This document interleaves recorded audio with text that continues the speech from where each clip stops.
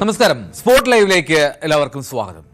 മാരാരിക്കുളത്ത് വൻകിട റിസോർട്ടിന്റെ ഭൂമി ഇടപാടിൽ തീരദേശവാസികൾക്ക് വഴി നഷ്ടപ്പെട്ട സംഭവത്തിൽ സഞ്ചാര സ്വാതന്ത്ര്യം സാധ്യമാക്കി ന്യൂസ് 18. ആലപ്പുഴ MLA PP ചിത്തരഞ്ജന്റെ നേതൃത്വത്തിൽ റിസോർട്ട് അധികൃതരുമായി നടന്ന ചർച്ച വിജയകരമായി അവസാനിച്ചു. 3 മാസത്തിനുള്ളിൽ നടപടിക്രമങ്ങൾ പൂർത്തീകരിച്ച് റോഡ് നിർമ്മിച്ചു നൽകുമെന്ന് PP ചിത്തരഞ്ജൻ അറിയിച്ചു.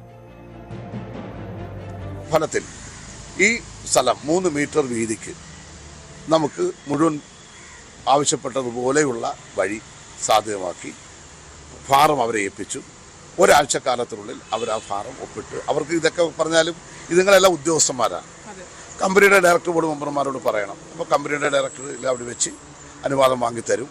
അപ്പോൾ നമുക്ക് ഇപ്പോൾ റോഡിൻ്റെ പടി എന്തായാലും ഇപ്പോൾ തുടങ്ങാം. കാരണം ഇതിനെ ആസ്തി രജിസ്റ്റർ കയറ്റണം. ഇത് തന്നിട്ട് ആസ്തി രജിസ്റ്റർ കയറ്റണം.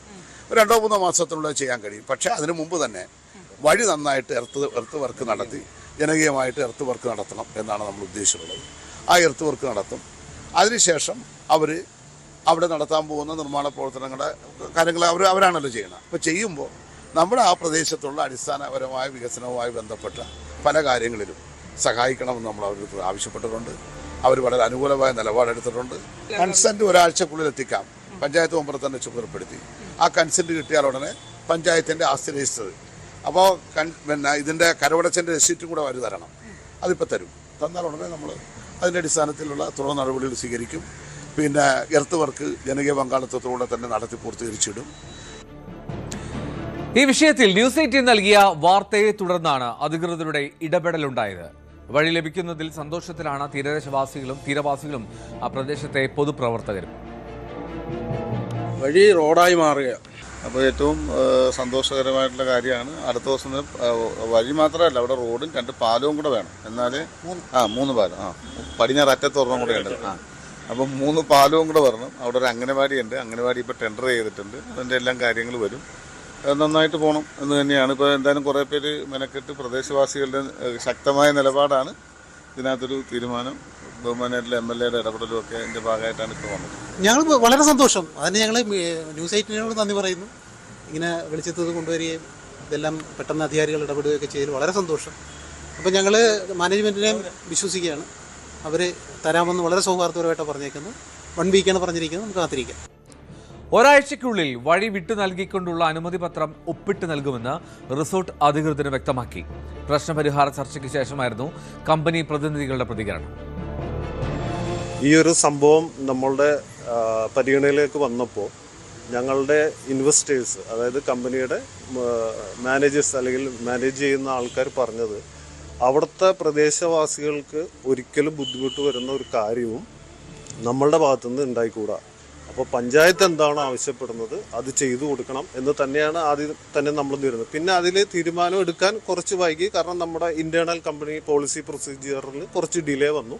ഇപ്പോൾ ബഹുമാനപ്പെട്ട മെമ്പറും പഞ്ചായത്ത് പ്രസിഡന്റും MLA-യുടെ സാന്നിധ്യത്തിൽ ചർച്ച ചെയ്തപ്പോൾ അത് വളരെ ഉപകാരപ്രദമായി, ഞങ്ങൾക്കും അവർക്കും നാടിന് ഉപകാരപ്രദമായ രീതിയിൽ എല്ലാം വളരെ ഭംഗിയായിട്ട് ഒത്തുതീർക്കാൻ ഞങ്ങൾക്ക് സാധിച്ചു. ഇപ്പോൾ സൊല്യൂഷനായിട്ട് നമ്മൾ കൺസെൻറ്റ് കൊടുത്തിരിക്കുന്നത് അവർക്ക് ഇപ്പം നാട്ടിലെല്ലാവർക്കും കൂടെ ആയിട്ട് നമുക്കൊരു വഴി എങ്ങനെയാണ് ഒരു മാപ്പ് തന്നിട്ടുണ്ട്. ആ മാപ്പിനെ ബേസ് ചെയ്തിട്ട് നമുക്ക് എങ്ങനെയാണ് വഴി കൊടുക്കേണ്ടത് ആ രീതിയിൽ നമ്മൾ കൺസെൻറ്റ് കൊടുത്തു. ശരണ്യ സ്നേഹജൻ വിവരങ്ങളുമായി ചേരുന്നുണ്ട്. ശരണ്യ, ആദ്യം അഭിനന്ദനങ്ങൾ. കാരണം ഒരു പ്രദേശത്തെ ഒരു വലിയ ജനങ്ങൾക്ക് വഴി നഷ്ടപ്പെട്ട സാഹചര്യം, സഞ്ചാര സ്വാതന്ത്ര്യം അത് സാധ്യമാക്കി നൽകുക എന്ന് പറയുന്ന ഒരു ഉദ്യമം ഏറ്റെടുത്തതിന് ഇനി എങ്ങനെയൊക്കെയായിരുന്നു ഈ ചർച്ചകൾ? എങ്ങനെയൊക്കെയായിരുന്നു അതിൻ്റെ കണ്ടീഷൻസ് നാട്ടുകാർ വെച്ചത്? അതിനോട് ഏത് തരത്തിലാണ് ഈ MLA-യുടെ ഇടപെടലാണോ അത് എളുപ്പത്തിൽ സാധ്യമായത്? ന്യൂസ് 18 വാർത്തയ്ക്ക് പിന്നാലെ ഉണ്ടായ ഇടപെടലുകൾ എങ്ങനെയൊക്കെയായിരുന്നു?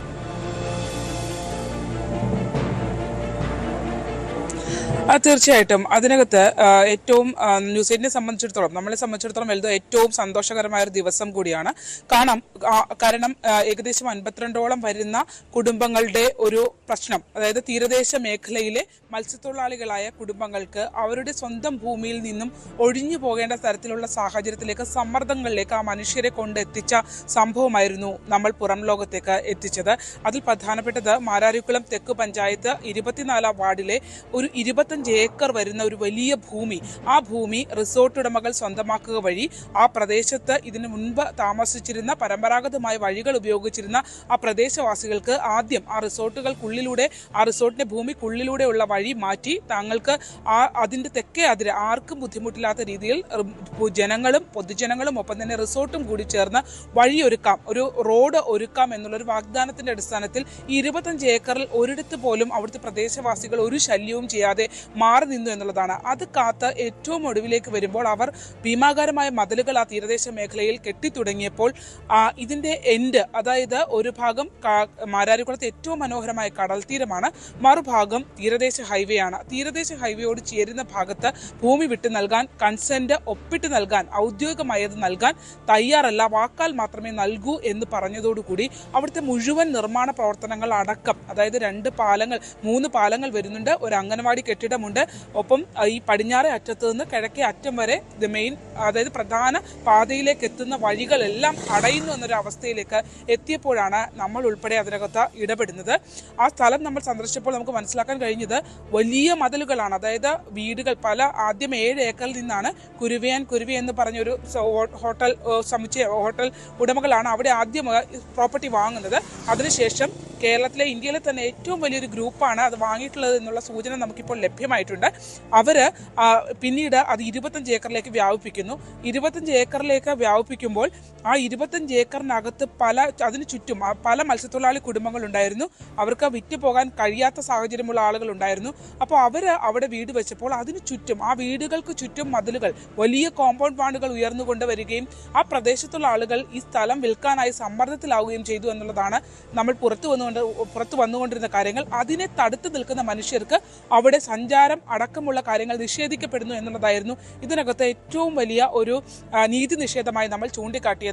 മാത്രമല്ല, അവിടെ അത്രയും വലിയൊരു പ്രൊജക്റ്റ് നടക്കുന്നതിന് അവിടുത്തെ മത്സ്യത്തൊഴിലാളി കുടുംബങ്ങൾക്കൊന്നും തന്നെ യാതൊരു എതിർപ്പുമില്ല. അവർക്ക് അതിനകത്തുകൂടി അവർ പരമ്പരാഗതമായി ഉപയോഗിച്ചിരുന്ന വഴി വേണമെന്നുള്ള ആവശ്യങ്ങളൊന്നും അവർ ഉന്നയിക്കുന്നില്ല. മറിച്ച് തങ്ങൾ കൂടി വിട്ടു നൽകുന്ന ഭൂമി, ഒപ്പം റിസോർട്ട് ചില ഭാഗങ്ങൾ ഭൂമി വിട്ടു നൽകണം. അത്തരം ഭൂമികൾ വിട്ടു നൽകി അവിടെ ഒരു 3 മീറ്റർ വീതിയിൽ വാഹനങ്ങൾ ഉൾപ്പെടെ കടന്നു പോകാൻ കഴിയുന്ന ഒരു വഴി വേണം. നമ്മൾ അവിടെ ചെല്ലുമ്പോൾ കിടപ്പ് രോഗികളായ ആളുകൾ ഉണ്ടായിരുന്നു, ഒപ്പം തന്നെ കുട്ടികളുടെ അവസ്ഥയാണ്. കാരണം 25 ഏക്കറോളം ഭൂമി ആ പ്രദേശത്ത് വാങ്ങിയതോടുകൂടി കുട്ടികൾ വഴി തെളിച്ചെടുക്കാൻ പറ്റാത്തൊരവസ്ഥ വന്നു. ഒപ്പം തന്നെ ഈ ഭാഗം മുഴുവൻ കാട് പിടിച്ച ഒരു അവസ്ഥയിൽ, ഒരു വനസമാനമായ അവസ്ഥയിലേക്ക് എത്തി. ഈ കുഞ്ഞുങ്ങൾ പോകുന്ന വഴികളൊക്കെ തന്നെ സ്ട്രീറ്റ് ലൈറ്റുകളില്ല. കാരണം അതൊരു പൊതു ഇടമായതുകൊണ്ട് തന്നെ, പൊതുവല്ല സ്വകാര്യ വ്യക്തികളുടെ ഇടമായതുകൊണ്ട് തന്നെ സ്ട്രീറ്റ് ലൈറ്റുകളില്ല. കുട്ടികൾ പോകുന്ന പാലം എന്ന് പറയുന്നത് കോൺക്രീറ്റ് പോസ്റ്റുകൾ ഇട്ട പാലങ്ങളാണ്. മഴക്കാലമായാൽ അപകടകരമായ സാഹചര്യമാണ്. ഒപ്പം തന്നെ പാമ്പുകളുടെ ശല്യം, ഇഴജന്തുക്കളുടെ ശല്യം, ഇതെല്ലാം അവഗണിച്ച് വെട്ടം പോലും ഇല്ലാത്ത സ്ഥലത്തുകൂടി, അതായത് ഒരു 5-6 മണി കഴിഞ്ഞാൽ ആ തീരദേശത്തുള്ള ആളുകൾക്ക് പുറത്തേക്ക് വരാൻ കഴിയാത്ത രീതിയിൽ അവർ പ്രതിസന്ധി അനുഭവിക്കുന്നു എന്നുള്ളതായിരുന്നു പ്രധാനപ്പെട്ട നമ്മൾ ഉയർത്തിയ വിഷയം. അതിൽ തന്നെ ഈ സംഭവം വാർത്ത വന്നതിന് പിന്നാലെ AITUC-യുടെ മത്സ്യത്തൊഴിലാളി യൂണിയൻ സംസ്ഥാന അധ്യക്ഷനായ TJ ആഞ്ചലോസ് മുഖ്യമന്ത്രിക്ക് പരാതി നൽകി.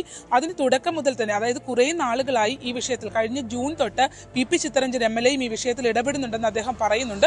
പക്ഷേ ഇവർ കൺസെന്റ് നൽകാനായി വില്ലിങ് ആവാതെ അവർ ഒഴിഞ്ഞു മാറുന്ന രീതിയിലേക്ക് പോകുന്നു. പലതവണ ചർച്ചകൾ നടന്നു, എന്നിട്ടും അവർ അതിനകത്തൊരു മറ്റു രീതിയിലുള്ള ഒരു ഇടപെടൽ നടത്താതെ ഇരിക്കുന്ന ഒരു അവസ്ഥ ഉണ്ടായിരുന്നു. കാരണം വാക്കാൽ കൺസെന്റ് നൽകിയിട്ട് കാര്യമില്ല. ഈ ആസ്തി രജിസ്റ്ററിലേക്ക് ഈ പ്രദേശം ചേർത്ത് കൊണ്ട് അവർക്ക് അതിനോടൊപ്പം തന്നെ ഇപ്പോൾ ഒരു റോഡ് നിർമ്മിക്കണമെങ്കിലോ അവിടെ ഒരു പാലം നിർമ്മിക്കണമെങ്കിലോ അത് പൊതു ഇടമായി ആസ്തി രജിസ്റ്ററിലേക്ക് മാറ്റപ്പെടുകയും ഒപ്പം തന്നെ അങ്ങനെയുള്ള ഒരിടത്ത് മാത്രമേ ഒരു പദ്ധതി പ്രഖ്യാപിക്കാനായി കഴിയുകയും ചെയ്യുള്ളൂ.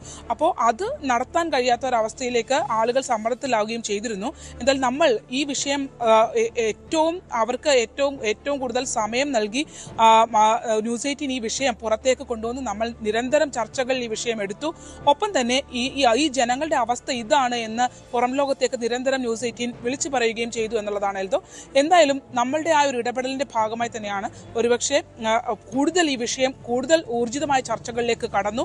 ഇത് ആളുകൾക്ക് വഴി കിട്ടാത്തത് വലിയൊരു വിഷയമായി മാറുകയും ചെയ്തു.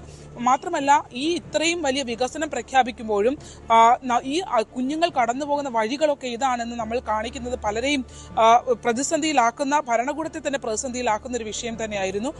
അപ്പോൾ ഇതിനകത്ത് അന്ന് ഈ വാർത്ത പുറത്തുവിട്ട് ആദ്യ വാർത്ത പുറത്തുവിട്ട് അന്ന് തന്നെ TJ ആഞ്ചലോസ് മത്സ്യത്തൊഴിലാളി യൂണിയൻ അദ്ദേഹത്തിന്റെ പ്രദേശം കൂടിയാണ്, അദ്ദേഹം പരാതി നൽകിയിരുന്നു. അതിന്റെ അടിസ്ഥാനത്തിൽ അന്ന് ഉച്ചയ്ക്ക് തന്നെ മുഖ്യമന്ത്രിയുടെ ഓഫീസ് അന്വേഷണത്തിന് ഉത്തരവിട്ടു. അതിനോടൊപ്പം തന്നെ റവന്യൂ മന്ത്രിയുടെ ഓഫീസും ഈ വിഷയത്തിനകത്ത് കളക്ടർക്ക് അന്വേഷണത്തിന് ഉത്തരവിട്ടു. അത്തരത്തിൽ 2 ഇടപെടലുകൾ അതിനകത്ത് ഉണ്ടായിരുന്നു. അതിനുശേഷം വീണ്ടും അവിടുത്തെ ജനപ്രതിനിധികളായ PP ചിത്തരഞ്ജൻ, അദ്ദേഹം നേരത്തെ ഇതിനകത്ത് ഇടപെട്ടുകൊണ്ടിരുന്ന ഈ കഴിഞ്ഞ കാലയളവിൽ തുടക്കം മുതൽ ഇടപെട്ടുകൊണ്ടിരുന്ന ആളാണ്. ഒപ്പം തന്നെ റിയാസ് അടക്കമുള്ള ജില്ലാ പഞ്ചായത്ത് അംഗം സൈമൺ ഉൾപ്പെടെയുള്ള ബ്ലോക്ക് പഞ്ചായത്ത്, അങ്ങനെ ജനപ്രതിനിധികളെ നമ്മൾ ആ പ്രദേശത്തേക്ക് കൊണ്ടുപോയി നമ്മളുടെ സാന്നിധ്യത്തിൽ തന്നെ അവർ ഈ ആളുകളുമായി, ഹോട്ടൽ ഉടമകളുമായി ഈ മാരാരി വില്ല പ്രോജക്റ്റ് നടത്തുന്ന, ഇപ്പോൾ അത് മാരാരി വില്ല പ്രോജക്റ്റാണ്, അതായത് 7 ഏക്കറിൽ നിന്ന് തുടങ്ങി 25 ഏക്കർ ഇപ്പോൾ ഭൂമി അവർക്ക് സ്വന്തമായി ഉണ്ട്. അപ്പോൾ അവരുമായി ജനപ്രതിനിധികളുടെ സാന്നിധ്യത്തിൽ, ജനങ്ങളുടെ സാന്നിധ്യത്തിൽ, നമ്മളുടെ സാന്നിധ്യത്തിൽ അവരുമായി, അതായത് കമ്പനി അധികൃതരുമായി സംസാരിച്ചിരുന്നു. കഴിഞ്ഞ ആഴ്ച അത്തരത്തിൽ ഒരു സംഭാഷണം ഉണ്ടാകുകയും ഈ ജനപ്രതിനിധികൾ, തദ്ദേശ സ്വയംഭരണ സ്ഥാപനത്തിലെ ജനപ്രതിനിധികൾ നേരിട്ടെത്തി അവര് നമ്മളുടെ സാന്നിധ്യത്തിൽ തന്നെ ഈ ജനങ്ങൾക്ക് വഴി വിട്ടു നൽകാം എന്ന് ഉറപ്പായും, അതായത് ഇത്തരത്തിൽ ലഭ്യമായിട്ടില്ലെങ്കിൽ, കൺസെന്റ് നൽകാൻ അവർ തയ്യാറായില്ലെങ്കിൽ നമ്മൾ തന്നെ ഇടപെട്ട് വഴി നിർമ്മിച്ചിരിക്കുമെന്നുള്ള ഉറപ്പ് ന്യൂസ് 18 കൂടി സാന്നിധ്യത്തിൽ ജനപ്രതിനിധികൾ ഉൾപ്പെടെ നൽകുന്നു. PP ചിത്തരഞ്ജൻ MLA നിർദ്ദേശവും അദ്ദേഹത്തിന്റെ ഇടപെടലും അതിനകത്തുണ്ടായിരുന്നു. തുടർന്ന് പിന്നീട് നിയമസഭ കൂടി കഴിഞ്ഞ് അദ്ദേഹം കൂടി വന്നതോടെയാണ് ഇപ്പോൾ ഒരു ചർച്ചയിലേക്ക്, അതായത് ചർച്ചയ്ക്കായി ആദ്യം അവരുടെ സ്ഥലത്തേക്ക് ചെല്ലാനാണ് പറഞ്ഞത്. ഇതൊരു വലിയ ഗ്രൂപ്പാണ്. ഒഫീഷ്യലായിട്ട് നമുക്ക് രേഖകളിൽ അവരെ ഇപ്പോൾ അവർ രേഖപ്പെടുത്താത്തത് കൊണ്ട് മാത്രമാണ് നമുക്ക് അത് പറയാൻ കഴിയാത്തത്. പക്ഷേ ഇന്ത്യ ഒട്ടൊക്കെ, ഇന്ത്യക്ക് പുറത്തുൾപ്പെടെ അറിയപ്പെടുന്ന ഒരു പ്രധാനപ്പെട്ട വ്യവസായവുമായി ബന്ധപ്പെട്ടിട്ടുള്ള ആളുടെ പ്രോപ്പർട്ടിയാണിതെന്നുള്ള വിവരങ്ങൾ നമുക്ക് ലഭ്യമായി തുടങ്ങിയിട്ടുണ്ട്.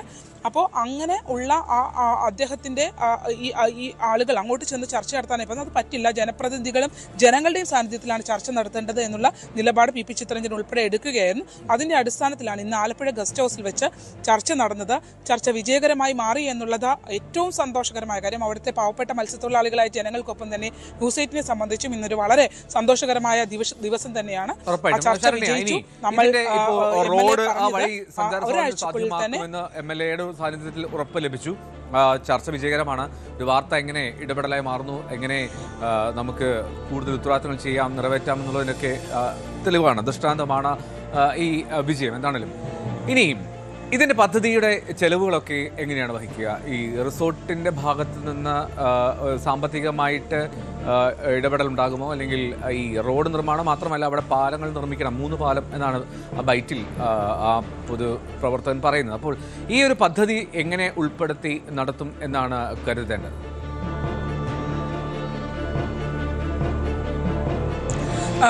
എൽദോ, ഇത് നേരത്തെ തന്നെ ആ വഴിയിൽ പല ഭാഗങ്ങളും പൊതുജനങ്ങൾ 1.5 മീറ്റർ വീതം അവർ വിട്ടു നൽകിയിട്ടുണ്ട്.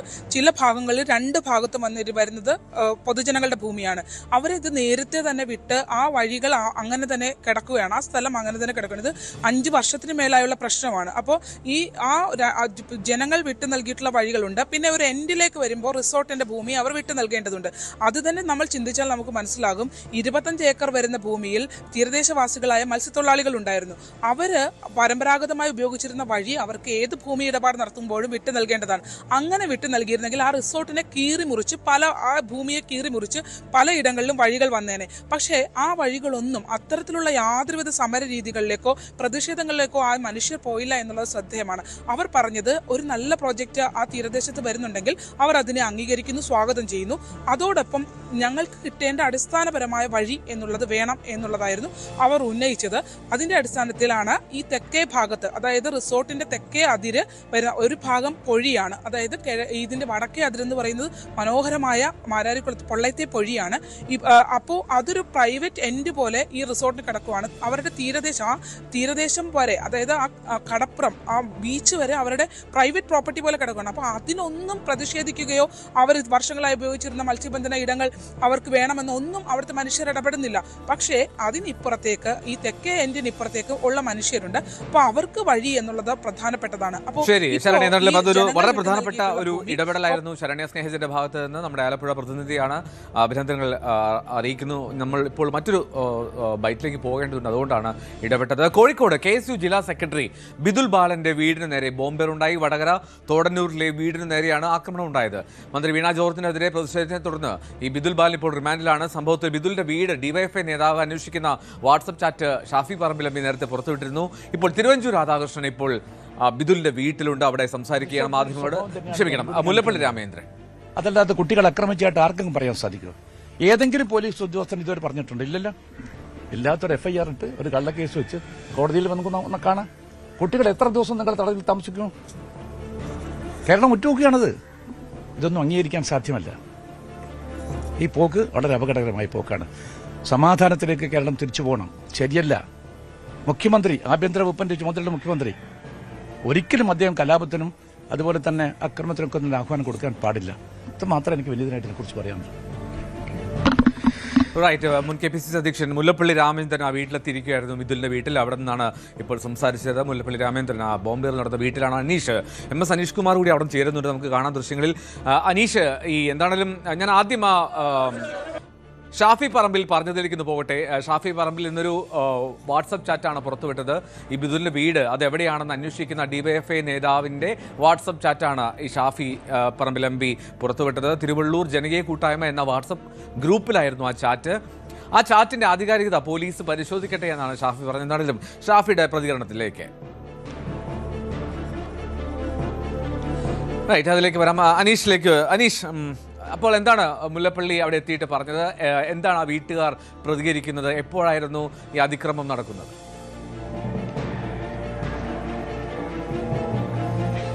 നമുക്ക് അവരിലേക്ക് തന്നെ പോകാം. എൽദോ, നമുക്ക് ആദ്യം ഈ കാഴ്ചകൾ കാണാം. ആ ബോംബ് എറിഞ്ഞ സ്ഥലം നമുക്ക് മുന്നിൽ കാണുന്ന ആ ജനാല ചില്ലുകൾ ആ ബോംബേറിൽ തകർന്നതാണ്. അതിന്റെ തൊട്ട് മുകളിലുള്ള ഓട് കഷ്ണങ്ങളൊക്കെ തെറിച്ചിരിക്കുന്നു. അവിടുത്തെ കോൺക്രീറ്റ് പാളിയൊക്കെ അടർന്നിരിക്കുന്നു. ഒപ്പം ഈ കിടപ്പുമുറിയുടെ തൊട്ടിപ്പുറത്തുള്ള ഒരു ജനാല ചില്ല് അത് തകർന്നിരിക്കുന്നു. അതിന്റെ ചില്ലുകളൊക്കെ താഴെ നമുക്ക് കാണാൻ കഴിയുന്നുണ്ട്.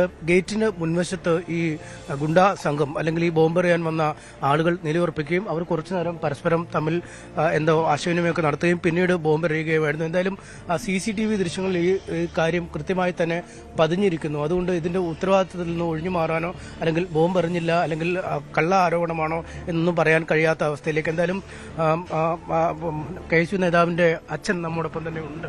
എന്തായിരുന്നു സംഭവിച്ചത്? എത്ര മണിയായി ഈ കാര്യങ്ങളൊക്കെ തുടങ്ങി? 2 മണിയായി. 2:37 സ്ഫോടനത്തിന്റെ സൗണ്ട് കേൾക്കുന്നത്. ഞാനും ഭാര്യയും ഞെട്ടി ഉണർന്ന് അടുത്തുള്ള വീട്ടുകാരെല്ലാം വിവരം അറിയിച്ച് അവരൊക്കെ വന്ന് ഇതിന് ശേഷമാണ് വാതിൽ തുറക്കുന്നത്. തുറന്നതിന് ശേഷം ഭയങ്കര സ്മെല്ലായിരുന്നു. ഇതിന്റെ വെടിമരുന്നിന്റെ സ്മെല്ല് വന്ന് ഇങ്ങനെ എല്ലാവരും വിളിച്ചപ്പോഴത്തേക്ക് പോലീസ് എത്തി. ഇന്നലെ ഞാൻ വിളിച്ച് പറഞ്ഞ് ഈ വാട്സപ്പിലും മറ്റേ ഇതിലൊക്കെ വന്നതുകൊണ്ട് സേവനെ പറ്റി വടകര ഇറങ്ങുകയില്ല, ഇങ്ങനത്തെ കാര്യങ്ങളെല്ലാം വന്നിട്ടുണ്ട്. ഫേസ്ബുക്കിലും സ്റ്റാറ്റസും ഇതെല്ലാം കണ്ട് പോലീസ് പ്രൊട്ടക്ഷൻ വേണമെന്ന് പറഞ്ഞു. അപ്പോൾ അത് ഇന്നലെ ഉണ്ടായിട്ടില്ല. കാലത്ത് ഇത് ബോംബ് ഇട്ടതിന് ശേഷം പോലീസൊക്കെ വന്ന്. ഈ ആളുകളൊക്കെ ഇതിൽ ചുറ്റിക്കറങ്ങുന്നൊക്കെ ഉണ്ടായിരുന്നു നേരത്തെ വല്ലോ? അങ്ങനെ വല്ലോ സംശയം ഉണ്ടായിരുന്നോ കാലത്തോ? അല്ല, ഇതിനു മുമ്പ്, ഈ സംഭവത്തിന് മുമ്പ് അങ്ങനത്തെ ഒന്നും ഉണ്ടായിട്ടില്ല. അപ്പൊ ഇവിടെ അറിയാവുന്ന ആളുകളാണ് അങ്ങനെ തോന്നുന്നുണ്ടോ? ഈ അടുത്തുള്ള ആളുകൾക്ക് തന്നെയാണോ ഇതിന്റെ പിന്നില് ബോംബിട്ടതാ? അതാന്നിപ്പം ഇതില് ഏകദേശം ഇത് തെളിഞ്ഞു. ഇനി ബാക്കിപ്പം പോലീസ് തെളിയിക്കുമല്ലോ. ഏകദേശം കുറെ മനസ്സിലായിട്ടുണ്ട്. ഏരിയ അറിയുന്ന ആൾ തന്നെയാണ് ഇതില് കാണുന്നത്. ഇവിടെ ഈ വാട്സാപ്പ് ഗ്രൂപ്പിൽ വന്നിരുന്നു. ഇതെവിടാണ് വീട്, ടൗണിൽ എവിടെ അല്ലേ, ലൊക്കേഷനൊക്കെ ചോദിച്ചു? അതെല്ലാം ഉണ്ട്. അതെല്ലാം ഞാൻ ഒരുപാട് കണ്ടു. നിങ്ങളിപ്പോ അച്ഛനും അമ്മയും ആയിരുന്നു ഇവിടെ ഉണ്ടായിരുന്ന ആ സമയത്ത്? നിങ്ങൾ എവിടെ, ഏത് മുറിയിലായിരുന്നു കിടന്നിരുന്നത്? നമ്മൾ സാധാ ഈ മുറിയിലാണ് കിടത്തല്. അപ്പൊ ഇന്നലെ അപ്പുറത്തെ റൂമിലാണ് കിടന്നത്. അതുകൊണ്ട് ചെറിയ ഭാഗ്യം രക്ഷപ്പെട്ടതാണ്. ഇല്ലെങ്കിൽ ഇവിടെ നമ്മുടെ കാലം ഒന്നും ബാക്കി ഉണ്ടാവുമല്ലോ. വലിയ ശബ്ദമായിരുന്നു. എങ്ങനെ? വീടൊക്കെ 1 കിലോമീറ്റർ അപ്പുറത്ത് അവിടെ എല്ലാം കിടന്നു. 1 കിലോമീറ്റർ അപ്പുറത്തുള്ള ആള് വന്നിട്ട് അവരൊക്കെ പറഞ്ഞു ഇതന്നെ നിങ്ങൾക്ക് തന്നെ നോക്കണം. ഇത് അപ്പുറത്തെ ആ ജനലിന്റെ ഇതെല്ലാം ഇതുകൊണ്ട് ജർക്കിങ് കൊണ്ട് അവിടെ വീണതാണ്. ബാത്റൂമിന്റെ അപ്പുറത്തെ ബാത്റൂമിന്റെ ഇതൊക്കെ പൊട്ടിയതാണ്. ഇത് ഭയം ഉണ്ടായിരുന്നു. ഈ കേസുമായി ബന്ധപ്പെട്ട് കഴിഞ്ഞ ദിവസം തന്നെ അറസ്റ്റ് ചെയ്തായിരുന്നു, മകനെ അറസ്റ്റ് ചെയ്തു. അതിനൊക്കെ ശേഷം ഒരു ഭയം ഉണ്ടായിരുന്നു ഇവരുടെ? ഭയമൊന്നും അങ്ങനത്തെ ഭയമൊന്നും ഇല്ല. എന്നാലും സോഷ്യൽ മീഡിയയില് ഭീഷണി ഉണ്ടല്ലോ. അതുകൊണ്ടാണ് ഇന്നലെ ഞാൻ ഭാര്യയോട് പറഞ്ഞത് നമുക്ക് അപ്പുറത്തെ റൂമിൽ. ഓള് പറഞ്ഞാൽ വേണ്ട, മരിക്കുന്നതാണെങ്കിൽ നമുക്ക് എവിടെ നിന്ന് മരിക്കാം, നിങ്ങളെന്താ പേടിക്കുന്നോന്ന് ചോദിച്ചു. അപ്പൊ ഇനി വാന്ന് അങ്ങനെ ഒന്ന് പിടിച്ച അപ്പുറത്തെ. അതുകൊണ്ട് ഇന്ന് രക്ഷപ്പെട്ടു. അങ്ങനെ ഭയമൊന്നുമില്ല. ഇല്ല, അങ്ങനത്തെ പഴമൊന്നുമില്ല. നമ്മൾ ജനിച്ചാലും മരിക്കണം. കാരണം എന്തെന്നാ, എന്റെ മകൻ അങ്ങനത്തെ തെറ്റൊന്നും ചെയ്തിട്ടില്ല, എല്ലാവർക്കും അറിയുന്നതാണ് അല്ലേ. ഒരു കരിങ്കൊടി അല്ല, ഇതിന്റെ കാര്യത്തിലൊരു ഇതില്ല, സംശയമില്ല അല്ലെ, അതൊന്നും ചെയ്തില്ല എന്ന് തന്നെയാണ്. ഒന്ന് എന്തെന്നാ ചെയ്തത് നിങ്ങൾക്കെല്ലാം അറിഞ്ഞൂടെ, അത് എന്തെന്നാ ചെയ്തതെന്നുള്ളത്. അപ്പൊ അക്കാര്യത്തിൽ മകനോടൊപ്പം തന്നെയാണ്. മകനോടൊപ്പം അല്ലാണ്ട് പിന്നെ അത് മകനോടൊപ്പം തന്നെയാണ്. ഇനിയിപ്പം ഇപ്പം റിമാൻഡിലാണ്. ഇനിയിപ്പം എത്ര 14 ദിവസം ജാമ്യമൊക്കെ വരുമല്ലോ. അതെല്ലാം നോക്കുന്നുണ്ടെന്ന് പറഞ്ഞു. എൽദോ അദ്ദേഹം പറഞ്ഞതാണ്. നമുക്ക് കാണാം, ഈ കിടപ്പുമുറി വളരെ ചേർന്ന്, ഈ ജനലിനോട് ചേർന്ന് തന്നെ ഉള്ളൂ. പക്ഷേ സാധാരണയായി അവർ അച്ഛനും അമ്മയും ഈ മുറിയിലാണ് കിടക്കുന്നതെങ്കിലും ഇന്നലെ മാറിയാണ് കിടന്നത്. കാരണം ഇത്തരമൊരു ആഹ്വാനം ഫേസ്ബുക്കിലൂടെയും വാട്സാപ്പിലൂടെയും മറ്റുമൊക്കെ കഴിഞ്ഞ ദിവസം തന്നെ പരക്കുന്നുണ്ടായിരുന്നു.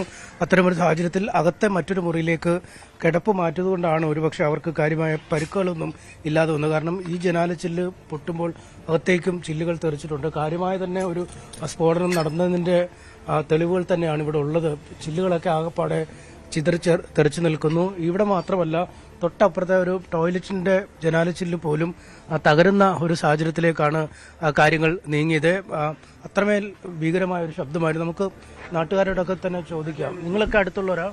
ഞങ്ങൾ ഇന്നലെ രാത്രി 12 മണി വരെ ഞാനും അമീർക്കൊക്കെ ഇവിടെ ഉണ്ടായിരുന്നു. പിന്നെ കാരണം അതിന്റെ തലേദിവസം ഞങ്ങൾ ഇവിടെ തന്നെയായിരുന്നു. കാരണം ഈ ഒരു ഭയം അങ്ങനെ ഫേസ്ബുക്കിലും വാട്സപ്പിലും എൻ്റെ പ്രൊഫൈലൊക്കെ നിരന്തരമായിട്ട് ഇങ്ങനെ പ്രൊഫൈലിൽ ഭീഷണികൾ ഇങ്ങനെ വന്നുകൊണ്ടിരിക്കുക. അപ്പോൾ ഇങ്ങനെ എൻ്റെ ഫേസ്ബുക്കിലും ഇങ്ങനെ ഇവനിക്ക് ഈ പോസ്റ്റുമായിട്ട് ബന്ധപ്പെട്ടുകൊണ്ട് എൻ്റെ ഫേസ്ബുക്കിൽ എൻ്റെ പേജിലും ഒരുപാട് ഭീഷണികളൊക്കെ വന്നു. ബിദുൻ അങ്ങനെയാക്കും ഇങ്ങനെയാക്കും എന്നൊക്കെ പറഞ്ഞിട്ട്. അപ്പോൾ ഞങ്ങളിവിടെ മെനഞ്ഞാന്ന് രാത്രി മുഴുവനായിട്ട് ഇവിടെ ഉണ്ടായിരുന്നു. ഇന്നലെ രാത്രി ഞങ്ങൾ കാര്യങ്ങളൊക്കെ പറഞ്ഞതിന് ശേഷം ഇന്ന് അവൻ്റെ അടുത്ത് പോകാന്നുള്ള രീതിയിൽ, കാരണം അവന് ഇവന് അമ്മക്കും ബാലേട്ടനും അവനെ കാണുന്നുള്ളൊരു ആഗ്രഹം കൊണ്ട് ഞങ്ങൾ ഇന്ന് രാവിലെ അവിടെ 1:20 ട്രെയിനിന് പോയിട്ട് അവനെ കാണാനൊക്കെയുള്ള കാര്യങ്ങളൊക്കെ തീരുമാനിച്ചായിരുന്നു. അപ്പോൾ ഇന്നലെ രാത്രി ഏകദേശം 2:45 ശേഷമാണ് ഈ സംഭവം എന്തായാലും അയൽവാസികളടക്കം ഒരു കരുതലിലായിരുന്നു. കാരണം ഇത്തരം സമൂഹ മാധ്യമങ്ങളിലൂടെ കലാപ ആഹ്വാനം വരുന്നത് കൊണ്ട് തന്നെ വീട്ടുകാർക്കെതിരെ വരുമോ എന്ന സംശയമുണ്ടായിരുന്നു. എന്തായാലും കാര്യമായ പരിക്കുകളോ മറ്റു പ്രശ്നങ്ങളോ ഇല്ലാതെ പോയിരിക്കുന്നു. കുറ്റക്കാർക്കെതിരെ ശക്തമായ നടപടികൾ സ്വീകരിക്കണമെന്നാണ് കോൺഗ്രസും നാട്ടുകാരും കുടുംബവും ഒക്കെ ആവശ്യപ്പെടുന്നത്.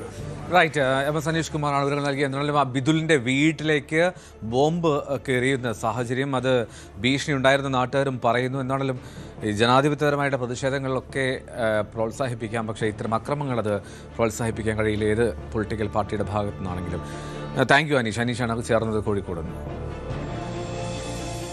ഇനി മറ്റൊരു വാർത്തയിലേക്ക് പോയാൽ, കൊച്ചിയിൽ ഭിന്നശേഷിക്കാരന് ക്രൂരമർദ്ദനമേറ്റ കേസിൽ പ്രതികൾക്കെതിരെ കാപ്പ ചുമത്തും.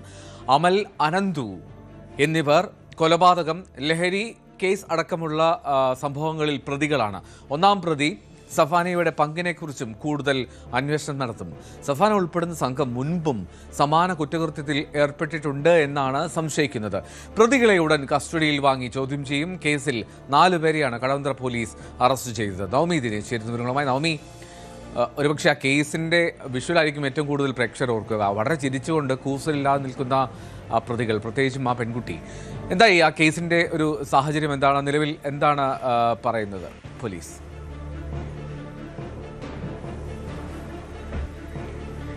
എൽദോ പറഞ്ഞത് ശരിയാണ്. സോഷ്യൽ മീഡിയയിലൊക്കെ ഈ പെൺകുട്ടിയായിട്ടുള്ള സഫാനയുടെ റീൽസാണ് നമ്മൾ ഏറ്റവും കൂടുതൽ കാണുന്നത്. ആ ചിരിച്ചുകൊണ്ടിരിക്കുന്ന ആ പെൺകുട്ടിയെ അതിമനോഹരമായിട്ടാണ് നമ്മുടെ സോഷ്യൽ മീഡിയ ഹാൻഡിലുകളിലൊക്കെ ക്യാപ്ഷനൊക്കെ ഇട്ട് കാണിക്കുന്നത്. പക്ഷേ കൊടും ക്രിമിനലാണ് ആ പെൺകുട്ടി എന്നുള്ളതാണ് ഏറ്റവും പ്രധാനപ്പെട്ട കാര്യം. കാപ്പ ചുമത്താനാണ് പോലീസിന്റെ തീരുമാനം. 3 പ്രതികളെയാണ് പോലീസ് പിടികൂടിയത്. കഴിഞ്ഞ ദിവസമാണ് പനമ്പള്ളിയിലെ ലോഡ്ജിലേക്ക് ഈ പെൺകുട്ടി ഈ ഭിന്നശേഷിക്കാരനായ യുവാവിനെ വിളിച്ചു വരുത്തുകയും അവിടെ വെച്ച് ഈ അനന്തു, അമൽ എന്നീ 2 യുവാക്കളും ഉണ്ടായിരുന്നു. അവരിൽ നിന്നും ക്രൂരമായ മർദ്ദനമാണ് ഈ യുവാവിനേറ്റത്. ഈ പെൺകുട്ടിയുമായി ലൈംഗിക ബന്ധത്തിന് ഏർപ്പെടണമെന്ന് നിർബന്ധിച്ചു. അതിനുശേഷം അത് ഷൂട്ട് ചെയ്യാനും അവർ തീരുമാനിച്ചു. ഇത് വിസമ്മതിച്ചതോടുകൂടിയാണ് ഈ യുവാവിന് ക്രൂരമായിട്ടുള്ള മർദ്ദനമേൽക്കുകയും പിന്നീട് കടവന്ത്ര പോലീസിന് ഈ പരാതി നൽകുകയും ഒക്കെ ചെയ്തത്. പോലീസ് ഇവരെ 3 പേരെ പിടികൂടുകയും ചെയ്തു. ഇവരുടെ ഒരു ക്രിമിനൽ പശ്ചാത്തലം പോലീസ് പരിശോധിച്ചപ്പോൾ തന്നെ മനസ്സിലായി. മറ്റ് പല കേസുകളിലും ഇവർ പ്രതികളായിട്ടുണ്ട്. അതിൽ അമലും അനന്തു കൊലപാതകം, ലഹരി അടക്കമുള്ള കേസുകളിലെ പ്രതിയാണ്. ഒപ്പം തന്നെ ഒന്നാം പ്രതിയായിട്ടുള്ള സഫാനയും സമാനമായ കുറ്റകൃത്യം മുൻപും ചെയ്തിട്ടുണ്ടെന്ന് പോലീസിന് മനസ്സിലായി. ഇതിന്റെ അടിസ്ഥാനത്തിലാണ് ഇവർക്കെതിരെ കാപ്പ ചുമത്തുന്നതിന് വേണ്ടിയിട്ടുള്ള തീരുമാനമെടുത്തത്. എന്തായാലും 3 പേരും ഇപ്പോൾ റിമാൻഡിലാണ്. കോടതി കഴിഞ്ഞ ദിവസം ഇവരെ റിമാൻഡ് ചെയ്തിരുന്നു. കസ്റ്റഡി അപേക്ഷ നൽകി. ഇവരെ കസ്റ്റഡിയിൽ ലഭിച്ചതിന് ശേഷം കൂടുതൽ ചോദ്യം ചെയ്യലുകളിലേക്ക് കടക്കാനാണ് പോലീസിന്റെ തീരുമാനം. സമാനമായ രീതിയിൽ മറ്റേതെങ്കിലും യുവാക്കൾക്ക് ഇങ്ങനെ ക്രൂരമർദ്ദനമേറ്റിരുന്നോ അല്ലെങ്കിൽ അവരെയും ഇത്തരത്തിൽ ഹണി ട്രാപ്പിന് കൊടുക്കുന്നതിന് വേണ്ടി ഈ സംഘം ശ്രമിച്ചിരുന്നോ എന്നതൊക്കെയായിരിക്കും പോലീസ് പരിശോധിക്കുക. മുമ്പും ഇതുപോലെ ഇരയാക്കപ്പെട്ട ഏതെങ്കിലും യുവാക്കളുണ്ടോ എന്നുകൂടി പോലീസ് പരിശോധിക്കുന്നുണ്ട്. അതിനു വേണ്ടിയിട്ടാണ് ഇവരെ 3 പേരെയും കസ്റ്റഡിയിൽ വാങ്ങി വിശദമായി ചോദ്യം ചെയ്യാനായി പോലീസ് തീരുമാനിച്ചിരിക്കുന്നത്. എന്തായാലും ഈ പിടിയിലായ 3 പേരും നിസ്സാരക്കാരല്ല, ക്രിമിനൽ പശ്ചാത്തലമുള്ള ആളുകളാണ്. സമാനമായ കുറ്റകൃത്യം ചെയ്തിട്ടുണ്ടെന്ന് തന്നെയാണ് പോലീസ് പറയുന്നത്. അതിന്റെ അടിസ്ഥാനത്തിലാണ് ഇപ്പോൾ കാപ്പ ചുമത്താനായി തീരുമാനിച്ചിരിക്കുന്നത്. എൽദോ റൈറ്റ്, നവമി സൂചിപ്പിച്ചതുപോലെ ചില്ലറക്കാരല്ല, ആ ചിരിയിൽ ഒക്കെ കാണുന്ന ആളുകളല്ല യഥാർത്ഥത്തിൽ. അവർ നല്ല ക്രിമിനൽ പശ്ചാത്തലമുണ്ട്, അതിമോശമായിട്ടുള്ള ബാക്ക്ഗ്രൗണ്ട് അവർക്കുണ്ട് എന്നുള്ളതാണ് പോലീസിന്റെ നിഗമനം. എന്നാണെങ്കിലും കാപ്പ ചുമത്തുന്നു, ഇനി എത്ര ചിരിക്കാൻ കഴിയുമെന്ന് തോന്നുന്നില്ല. നവമി ദിനേശ്, കൊച്ചിയിൽ. നമുക്ക് തിരികെ തമിഴ്വേളയ്ക്ക് ശേഷം.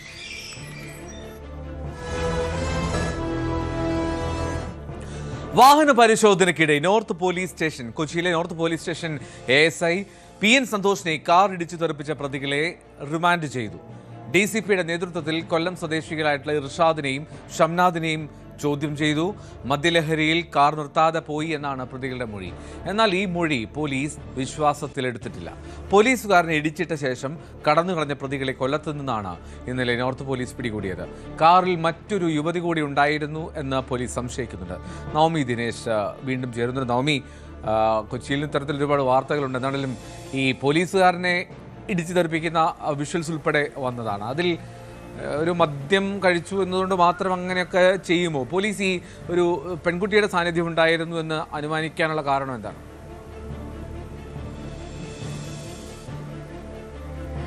എൽദോ, പോലീസ് അത് തന്നെയാണ് സംശയിക്കുന്നത്. മദ്യപിച്ചത് കൊണ്ട് എന്തിനാണ് പോലീസിനെ ഇടിച്ചു തെറിപ്പിച്ചു പോകുന്നത്, കൈ കാണിച്ചിട്ട് നിർത്താത്തത് എന്തുകൊണ്ടാണ്? ഈ സംശയങ്ങൾ തന്നെയാണ് പോലീസിനുമുള്ളത്. ഇന്നലെ വൈകിട്ടോടുകൂടിയാണ് ഈ കൊല്ലത്തെ കുണ്ടറയിൽ നിന്നും പിടികൂടിയ പ്രതികളെ കൊച്ചിയിലേക്ക് എത്തിച്ചത്.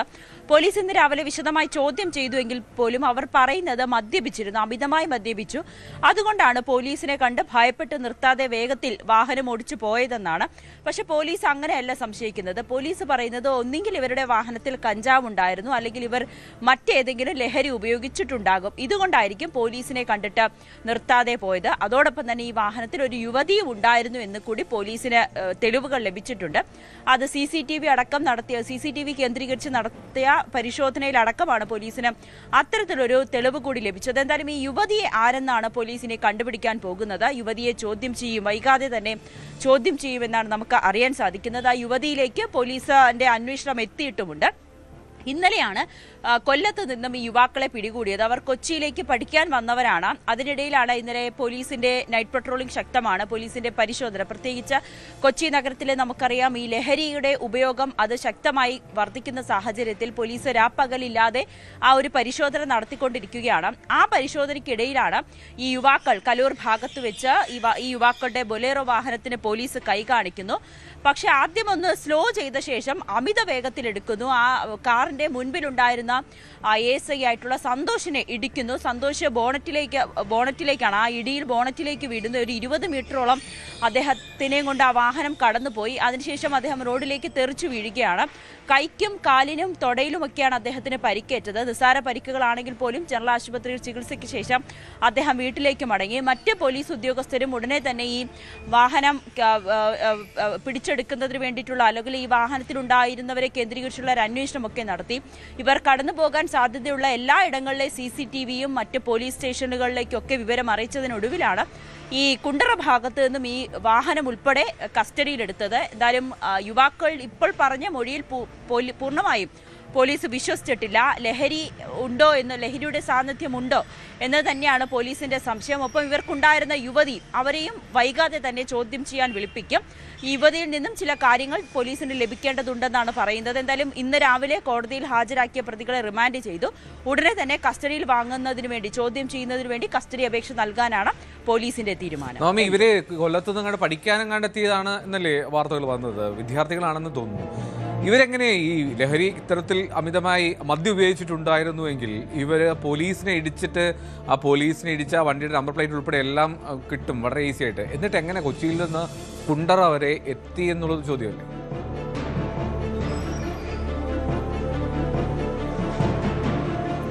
അതെ, ഇവർ കൊല്ലത്താണ്, കൊല്ലം സ്വദേശികളാണ്. ഇവർ രണ്ടുപേരും കൊച്ചിയിലേക്ക് പഠിക്കാനെത്തിയതെന്നാണ് പോലീസിനോട് പറഞ്ഞിരിക്കുന്നത്. പോലീസും അതെല്ലാം വിശദമായി പരിശോധിക്കുന്നുണ്ട്. ഈ വാഹനം അവരെങ്ങനെയാണ് ഈ രാത്രി പോലീസിന്റെ കണ്ടുവെട്ടിച്ച് അവിടെ വരെ എത്തിയത് എന്നതൊക്കെ പോലീസ് ഇപ്പോൾ അന്വേഷിക്കുന്നുമുണ്ട്. ഇവരെക്കുറിച്ചുള്ള ഇവരുടെ പശ്ചാത്തലം, കൂടുതൽ വിവരങ്ങൾ പോലീസ് ശേഖരിച്ചുകൊണ്ടിരിക്കുകയാണ്. പോലീസിന്റെ ശക്തമായിട്ടുള്ള നിഗമനം ലഹരി മാത്രമായിരിക്കില്ല ഇത്തരത്തിലൊരു അപകടമുണ്ടാക്കിയ ഒരു പോലീസ് ഉദ്യോഗസ്ഥരെ ഇടിച്ചു തെറിപ്പിച്ചു കൊണ്ട് പോകണമെങ്കിൽ അത് കേവലം മദ്യലഹരി മാത്രമായിരിക്കില്ല. ഇവരുടെ വാഹനത്തിൽ മറ്റ് ലഹരി വസ്തുക്കൾ ഉണ്ടായിരുന്നോ, ഇവർ ലഹരി ഉപയോഗിച്ചിട്ടുണ്ടായിരുന്നോ, ഇത് പേടിച്ചിട്ടാണോ, അല്ലെങ്കിൽ പോലീസ് ഇത് പിടികൂടുമെന്ന് ഭയന്നിട്ടാണോ ഇവർ ഓടി രക്ഷപ്പെട്ടത്, വാഹനം കൊണ്ട് വേഗം തന്നെ കൊച്ചു വിട്ടത് എന്നൊരു സംശയം തന്നെയാണ് പോലീസിന്റെ ഭാഗത്തു നിന്നുള്ള ഉണ്ടായിരിക്കുന്നത്. എന്തായാലും വധശ്രമം അടക്കമുള്ള വകുപ്പുകൾ ചുമത്തിയാണ് ഇപ്പോൾ പോലീസ് കേസെടുത്തിരിക്കുന്നത്. ഇവരെ കസ്റ്റഡിയിൽ വാങ്ങിയ ശേഷം വിശദമായി ചോദ്യം ചെയ്യുമെന്ന് കൂടിയാണ് പോലീസ് വ്യക്തമാക്കുന്നത്. ഓക്കെ, കൊച്ചിയിൽ ആ പോലീസുകാരെ ഇടിച്ചു തെറിപ്പിച്ച ആ വാഹനത്തിൽ ഉണ്ടായിരുന്ന പ്രതികളെ റിമാൻഡ് ചെയ്തു. ഒരു പെൺകുട്ടി അതിലുണ്ടായിരുന്നു എന്നുള്ളതാണ് പോലീസിന് വ്യക്തമായത്. ആ പെൺകുട്ടിയിലേക്കും ചോദ്യം ചെയ്യലെത്തും. പശ്ചാത്തലങ്ങളെല്ലാം പരിശോധിക്കുകയാണ്. എന്നാലും വെറും മദ്യലഹരിയിൽ പോയതാണ് എന്ന് വിശ്വസിക്കുക പ്രയാസകരമാണ്. മാത്രമല്ല, കൊച്ചിയിൽ നിന്നും ഈ പോലീസുകാരെ ഇടിച്ചിട്ടിട്ട് അവർ കുണ്ടറ വരെ എത്തിയതും അത്ഭുതകരമാണ്. നവമി ദിനേശാണ് കൊച്ചിയിൽ ചേർന്നത്. യൂട്യൂബ് ചാനലിലൂടെ അതിജീവിതമാരുടെ പേരും വിവരങ്ങളും വെളിപ്പെടുത്തിയതിന് തിരുവനന്തപുരം കോർപ്പറേഷൻ കൗൺസിലറും മുൻ DGPയുമായ ആർ ശ്രീലേഖയ്ക്കെതിരെ കേസെടുത്തു. പ്രായപൂർത്തിയാകാത്ത അതിജീവിതമാരുടെ പേര് വിവരങ്ങളടക്കം വെളിപ്പെടുത്തിയതിൽ പോക്സോ ഉൾപ്പെടെ ചുമത്തിയാണ് കേസ്. ബലാത്സംഗത്തിനിരയായി കൊല്ലപ്പെട്ട പെരുമ്പാവൂരിലെ നിയമ വിദ്യാർത്ഥിനിയുടെ പേരും മറ്റൊരു വീഡിയോയിൽ കിളിരൂർ, കവിയൂർ കേസുകളിലെ ഇരകളുടെ പേരും വെളിപ്പെടുത്തിയതായിട്ടാണ് പരാതി. അതേസമയം താൻ പേര് പറഞ്ഞ കുട്ടിക്ക് പ്രായപൂർത്തിയായിരുന്നു എന്നാണ് ആർ ശ്രീലേഖയുടെ പ്രതികരണം. തെരഞ്ഞെടുപ്പ് അടുത്തതോടെ വീണ്ടും കുത്തിപ്പൊക്കാനാണ് ശ്രമം. പീഡനത്തിനിരയായ പെൺകുട്ടിക്ക് ദോഷകരമായി താനൊന്നും ചെയ്തിട്ടില്ല എന്നും ശ്രീലേഖ പറഞ്ഞു. ഇപ്പൊ ഈ കേസ് വന്നിരിക്കുന്നതില് ഞാൻ അറിഞ്ഞത് 2020-21 ഞാൻ ചെയ്ത ഒരു വീഡിയോ, സസ്നേഹം ശ്രീലേഖ എന്ന ചാനലിൽ ഞാൻ ചെയ്ത വീഡിയോയിൽ ഒരു പ്രായപൂർത്തിയാകാത്ത പെൺകുട്ടിയുടെ പേര്, പീഡനത്തിനിരയായി മരണപ്പെട്ട പെൺകുട്ടിയുടെ പേര് വെളിപ്പെടുത്തി എന്നാണ് പറഞ്ഞിരിക്കുന്നത്. ആ കുട്ടി ഇപ്പൊ കിളിരൂർ കേസാണ് പറഞ്ഞിരിക്കുന്നതെന്നാണ് അറിഞ്ഞത്. ആ കേസ് ഞാൻ നേതൃത്വം നൽകിയ ടീമാണ് അന്വേഷിച്ചത്. അതിലെ എല്ലാ പ്രതികളെയും ശിക്ഷിക്കുകയും ചെയ്തു. കേരള പോലീസ് അന്വേഷിച്ച് പിന്നീട് CBIക്ക് കൈമാറിയ കേസാണ്. ആ കേസിലെ പെൺകുട്ടി നമ്മുടെ FIRനകത്ത് മൈനർ എന്നാണ് എഴുതിയിരുന്നതെങ്കിലും അന്വേഷണത്തിലെ ഈ കുട്ടിക്ക് പ്രായപൂർത്തിയായതാണ് എന്ന് വെളിവായിട്ടുണ്ട്. ആ കുട്ടി മരണപ്പെടുമ്പോൾ അതിന്റെ പ്രായം 2003 എന്റെ ഓർമ്മ. 2002 രജിസ്റ്റർ ചെയ്ത കേസ് 2003 പെൺകുഞ്ഞ് മരിച്ചുപോയി. അപ്പൊ അതിന്റെ പ്രായം 20നോട് അടുപ്പിച്ചിട്ടുണ്ടായിരുന്നു. അപ്പോ വളരെ ചെറിയ കുട്ടിയായതുകൊണ്ടായിരിക്കും അങ്ങനെ ഒരു ധാരണ പൊതുവെ വന്നത്. അതുകൊണ്ട് ആ കുട്ടി മൈനർ അല്ല, 18 വയസ്സിന് മുകളിലുള്ളതായിരുന്നു. ആ ഒരു കാര്യം കൊണ്ട് പോക്സോ കേസ് ഇതിനകത്ത് നിൽക്കില്ല. ഓക്കെ, ഡാൻ കുര്യൻ വിവരങ്ങൾ ചേർന്നു. ഡാൻ, പോക്സോ കേസ് നിൽക്കില്ല എന്നുള്ളതാണ് ശ്രീലേഖയുടെ വാദം. ശ്രീലേഖയ്ക്ക് സംബന്ധിച്ച് നിയമപരമായിട്ടുള്ള ഉപദേശങ്ങൾ നൽകേണ്ട സാഹചര്യവുമില്ല. എങ്ങനെ മുന്നോട്ട് പോകാനാണ് ഈ കേസിൽ അവരുടെ തീരുമാനം? രാഷ്ട്രീയ പ്രേരിതമായ ഒരു ആരോപണമാണ് തനിക്കെതിരെ ഉയർന്നിരിക്കുന്നത്. അതുകൊണ്ടാണ് ഇത്ര വർഷങ്ങൾ കാത്തിരുന്നതിന് ശേഷം 2022 ചെയ്ത ഒരു വീഡിയോയുടെ പേരിൽ തനിക്കെതിരെ ഇപ്പോൾ ഒരു പരാതി ഉയർന്നു വന്നതും അതിൽ പോക്സോ വകുപ്പുകൾ ചുമത്തി കേസെടുത്തിരിക്കുന്നതെന്നുമാണ് ശ്രീലേഖ മാധ്യമങ്ങളോട് പ്രതികരിച്ചിരിക്കുന്നത്. അതായത് 33 വർഷം സർവീസിൽ ഉണ്ടായിരുന്ന ഒരാളാണ് താൻ ഒരു അമ്മ കൂടിയാണ്. അങ്ങനെയുള്ള തന്നെ വ്യക്തിപരമായി അധിക്ഷേപിക്കുക, വ്യക്തിഹത്യ നടത്തുക തുടങ്ങിയ ഉദ്ദേശത്തോടെയാണ് ഇങ്ങനെയൊരു കേസെടുത്തിരിക്കുന്നത്. മാത്രമല്ല ഈ കേസിൽ പോക്സോ വകുപ്പുകൾ നിലനിൽക്കില്ല. കാരണം പ്രായപൂർത്തിയായ കുട്ടികളായിരുന്നു കിളിരൂരിലടക്കം പീഡനത്തിന് ഇരയായത്. അതിനുശേഷം അവരുടെ മരണം സംഭവിച്ച് ദീർഘവർഷങ്ങൾക്ക് ശേഷം പബ്ലിക് ഡൊമൈനിൽ ഇതുമായി ബന്ധപ്പെട്ട വിശദാംശങ്ങൾ, ഈ അതിജീവിതയുടെ പേരും അവരുടെ വിലാസവും മറ്റ് വിശദാംശങ്ങളുമടക്കം എല്ലാവർക്കും ആക്സസബിളായി ഇരിക്കുന്ന ഒരു സമയത്താണ് താൻ അതുമായി ബന്ധപ്പെട്ട ഒരു വീഡിയോ ചെയ്തിരിക്കുന്നത്. അതുകൊണ്ട് തന്നെ അതിൽ നിയമവിരുദ്ധമായി ഒന്നുമില്ല. പബ്ലിക് ഡൊമൈനിൽ എല്ലാവർക്കും ആക്സസ് ഉള്ള ഒരു കാര്യം ഒരു യൂട്യൂബ് വീഡിയോയിലൂടെയോ അല്ലെങ്കിൽ മറ്റൊരു മാധ്യമത്തിലൂടെയോ പരസ്യമാക്കുന്നതിൽ മറ്റ് നിയമപരമായ തെറ്റൊന്നുമില്ല എന്ന വിധിന്യായം നേരത്തെ വന്നിട്ടുണ്ട്. അതിന്റെ കൂടി ബോധ്യത്തിലാണ് താൻ അത്തരത്തിലൊരു വീഡിയോ ചെയ്തിരിക്കുന്നത്. അതിനപ്പുറത്തേക്ക് തനിക്കിതിലൊരു തെറ്റും സംഭവിച്ചിട്ടില്ല. താൻ നീതിബോധം ഉയർത്തുക എന്ന ലക്ഷ്യത്തോടെയാണ് ഇങ്ങനെ ഒരു വീഡിയോ ചെയ്തത്. എന്നും ഇരയ്ക്കൊപ്പമാണ്, എന്നും ഇരകൾക്കൊപ്പമാണ്. അതിനപ്പുറത്തേക്ക് തനിക്കൊരു നിലപാടില്ല എന്നുകൂടി ശ്രീലേഖ പറഞ്ഞു വെക്കുന്നുണ്ട്. പക്ഷേ ഗുരുതരമായ വകുപ്പുകൾ ചുമത്തിക്കൊണ്ടാണ് അവർക്കെതിരെ കേസെടുത്തിരിക്കുന്നത്. ഏറ്റവും പ്രധാനപ്പെട്ട കാര്യം, വട്ടിയൂർക്കാവിൽ BJP സ്ഥാനാർത്ഥിയായി ശ്രീലേഖ മത്സരിച്ചേക്കുമെന്നുള്ള അഭ്യൂഹങ്ങൾ രാഷ്ട്രീയ കേന്ദ്രങ്ങളിൽ സജീവമായിരുന്നു. അതിനിടയിലാണ് ഇങ്ങനൊരു കേസ് വന്നിരിക്കുന്നത്.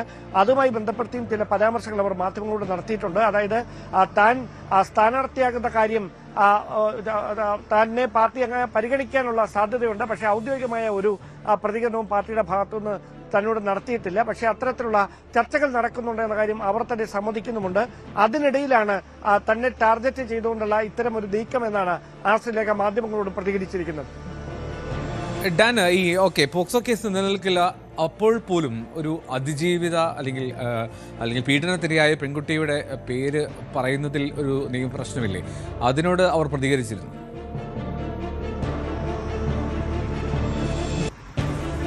അതായത് നമുക്ക് മനസ്സിലാക്കാൻ കഴിയുന്നത്, അവരോട് ഈ ചോദ്യം ചോദിക്കുമ്പോഴും അവർ അതിന് നൽകുന്ന മറുപടി, ഈ അതിജീവിത, അതായത് കിളിരൂർ കവിയൂർ കേസുകളുമായി ബന്ധപ്പെട്ട തോപ്പുംപടി കേസിലൊക്കെ താൻ പരാമർശം നടത്തിയിരിക്കുന്നത് ഈ അതിജീവിതമാർ, അതായത് അവർക്ക് മരണം സംഭവിച്ച് അതിനും ഒരുപാട് നാളുകൾക്ക് ശേഷം പബ്ലിക് ഡൊമൈനിൽ അവരുമായി ബന്ധപ്പെട്ട വിശദാംശങ്ങൾ, പ്രത്യേകിച്ച് അവരുടെ സ്മരണകൾ നിലനിർത്തുന്നതിന്റെ ഭാഗമായി ഓരോ വർഷവും മെഴുകുതിരികൾ കത്തിക്കുന്നത് പോലെയുള്ള നടപടികളൊക്കെ അവരുടെ സ്ഥലങ്ങൾ കേന്ദ്രീകരിച്ചുകൊണ്ട് പല വനിതാ കൂട്ടായ്മകളൊക്കെ നടത്താറുണ്ട്.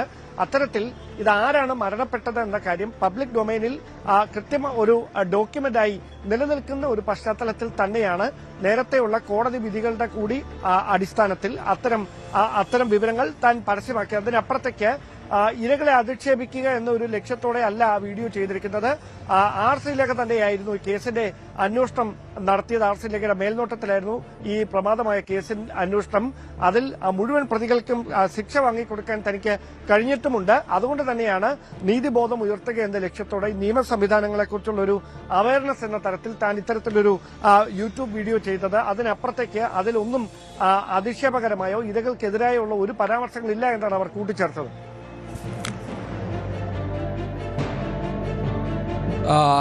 ശ്രീലേഖ എന്താണെങ്കിലും അത് രാഷ്ട്രീയ പ്രേരിതമായിട്ടുള്ള സംഭവമാണ്, അത് കുത്തിപ്പൊക്കാനുള്ള ശ്രമമാണ് എന്നൊക്കെയാണ് ഇതിനോട് പ്രതികരിക്കുന്നത്. എന്താണെങ്കിലും ഡാൻ കുര്യനാണ് തിരുവനന്തപുരത്ത് നിന്ന് ചേർന്നത്. ഒരു തരത്തിലും ആ പോക്സോ കേസ് നിലനിൽക്കില്ല എന്ന് ശ്രീലേഖ വ്യക്തമാക്കുന്നു. Dan Kurian, thank you. Kollam മുണ്ടക്കലിൽ ക്ഷേത്രോത്സവത്തിനിടെ യുവാവിന് കുത്തേറ്റു. ശംഭു എന്ന യുവാവിനാണ് കുത്തേറ്റത്. മുണ്ടക്കൽ തുമ്പറ ക്ഷേത്രത്തിലെ ഉത്സവത്തിനിടയിലായിരുന്നു സംഭവം. ഉദയമാർത്താണ്ഡപുരം സ്വദേശി സന്ദീപാണ് ആക്രമിച്ചത്. പ്രതിയെ പോലീസ് കസ്റ്റഡിയിലെടുത്തു. വിനീഷ് ചേരുന്നു വിവരമായി. വിനീഷ്, എന്താണ് ഈ അക്രമം ഉണ്ടാവാനുള്ള സാഹചര്യം? എന്തായിരുന്നു? എന്താണ് അവിടെ സംഭവിച്ചത്?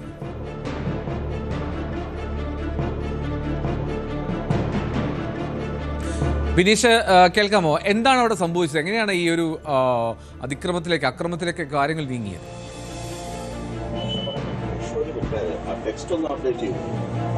എൽദോ, ഈ ക്ഷേത്രോത്സവങ്ങളിൽ നടക്കുന്ന ഈ അക്രമങ്ങൾ വലിയൊരു കുടിപ്പകയിലേക്കാണ് നീങ്ങുന്നത്. വർഷാവർഷം നടക്കുന്ന ഈ ഉത്സവങ്ങളിൽ ആ പക സൂക്ഷിക്കുകയും വരും വർഷങ്ങളിൽ ഉണ്ടാകുന്ന ക്ഷേത്രങ്ങളിൽ ഈ പക തീർക്കുകയും ചെയ്യുന്ന അത്തരത്തിലുള്ള ഒരു പ്രവണതകളാണ് നമ്മുടെ നാട്ടുപ്രദേശങ്ങളിൽ കണ്ടുവരുന്നത്. ഈ അക്രമവും അങ്ങനെ തന്നെയാണെന്ന് പറയാം. കാരണം ഈ 2025 ക്ഷേത്രോത്സവവുമായി ബന്ധപ്പെട്ട് നടന്ന ഒരു അക്രമ സംഭവം, ഈ സംഭവത്തിൽ ഇപ്പോൾ ഈ മർദ്ദനത്തിന് ഇരയായ അല്ലെങ്കിൽ കുത്തേറ്റ ഈ ശംഭു പിടിച്ചു മാറ്റിയിരുന്നു, കുറച്ച് പേരെ പിടിച്ചു മാറ്റി. ഇതിലുണ്ടായ ഒരു വിരോധമാണ് കഴിഞ്ഞ ദിവസം നടന്ന ഈ ക്ഷേത്രോത്സവത്തിൽ ഈ യുവാവിനെ കുത്തി കൊലപ്പെടുത്താൻ ഉള്ള ശ്രമം നടത്തിയത്. നെഞ്ചത്തേക്ക് മാരകായുധം ഉപയോഗിച്ച് ആഴത്തിൽ കുത്തി എന്നാണ് FIR-ൽ സൂചിപ്പിക്കുന്നത്. ഈ കുത്തേറ്റ യുവാവിനെ നാട്ടുകാർ ഇടപെട്ട് ആശുപത്രിയിലേക്ക് അവിടെ നിന്നും എടുത്തുകൊണ്ട് പോകുന്ന ദൃശ്യങ്ങളാണ് നമുക്കിപ്പോൾ കാണാനിടയായിട്ടുള്ളത്. അത്തരത്തിലുള്ള ദൃശ്യങ്ങളാണ് പോലീസിൽ പറമ്പിലെ ദൃശ്യങ്ങളാണ് എടുത്തുകൊണ്ട് പോകുന്നതായിട്ടാണ് കാണാൻ, രക്തം വാർന്ന നിലയിൽ കൊണ്ടുപോകുന്നതായിട്ട് കാണാൻ കഴിയുന്നത്. അപ്പോൾ ഈ സംഭവവുമായി ബന്ധപ്പെട്ട് ഈ കൃത്യം നടത്തിയ ആളെ ഉത്സവപ്പറമ്പിൽ നിന്ന് തന്നെ അറസ്റ്റ് ചെയ്തിട്ടുണ്ട്. അനന്തു എന്നാണ് പേര്. അയാളെ കസ്റ്റഡിയിൽ എടുത്തിട്ടുണ്ട്. അപ്പോൾ ഈ മുൻവിരോധത്തെ തുടർന്നുണ്ടായ ഈ വിരോധമാണ് ഇത്തരത്തിലുള്ള അക്രമത്തിലേക്ക് നയിച്ചതെന്നാണ് അറിയുന്നത്. എന്തായാലും വധശ്രമം അടക്കമുള്ള വകുപ്പുകൾ ചുമത്തിയാണ് ഇപ്പോൾ കൊല്ലം ഈസ്റ്റ് പോലീസ് കേസെടുത്തിരിക്കുന്നത്. പ്രതിയെ വിശദമായി ചോദ്യം ചെയ്തു വരുന്നു. മുൻപ് വീണ്ടും ഇത്തരത്തിലുള്ള മറ്റു വിരോധങ്ങൾ ഉണ്ടോ എന്നതടക്കം ഇപ്പോൾ പോലീസ് കൃത്യമായി അന്വേഷിച്ചു വരുന്നുണ്ട്. എന്തായാലും കുത്തേറ്റ ആളുടെ ആരോഗ്യസ്ഥിതി മെച്ചപ്പെട്ടു വരുന്നത് ജില്ലാ ആശുപത്രിയിൽ ചികിത്സയിൽ തുടർന്ന സാഹചര്യമാണ് ഇപ്പോൾ ഉള്ളത്. വിനേഷ്, ഈ ഒരു വർഷമൊക്കെ കാത്തിരുന്ന പക പോക്കുക എന്നൊക്കെ പറയുന്നത് അത് എന്ത് മനോനിലയാണെന്ന് അറിയില്ല. എന്താണെങ്കിലും ഈ ക്ഷേത്രത്തിൽ തന്നെ വെച്ചാണ് കഴിഞ്ഞ തവണ ഈ തർക്കമുണ്ടാകുകയും ഈ ശംഭു എന്ന യുവാവ് പിടിച്ചു മാറ്റാൻ ശ്രമിക്കുകയൊക്കെ ചെയ്തത്. മാത്രമല്ല ഈ സന്ദീപ് എന്ന ഈ കേസിലെ പ്രതി, ഇയാൾക്ക് എന്തെങ്കിലും ക്രിമിനൽ പശ്ചാത്തലമുള്ള ആൾ ആണെന്നാണ് പോലീസ് പറയുന്നത്. അങ്ങനെ നെഞ്ചിലൊക്കെ കുത്രം എന്നുള്ള തീരുമാനമൊക്കെ വരണമെങ്കിൽ അവിടെ ഒരു സാധാരണ മനുഷ്യനങ്ങനെ ചെയ്യില്ലല്ലോ.